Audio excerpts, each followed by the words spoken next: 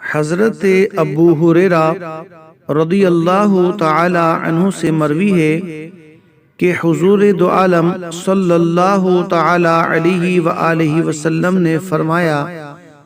جب اللہ عز و جل نے حضرت سیدنا آدم علی نبینا وعلیہ الصلاۃ والسلام کو پیدا فرمایا تو انہیں حکم دیا کہ جاؤ اور فرشتوں کی اس بیٹھی ہوئی جماعت کو سلام کرو اور غور سے سنو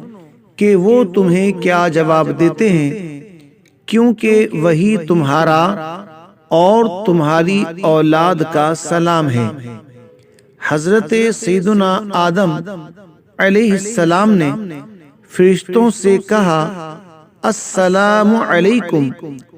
تو انہوں نے جواب دیا،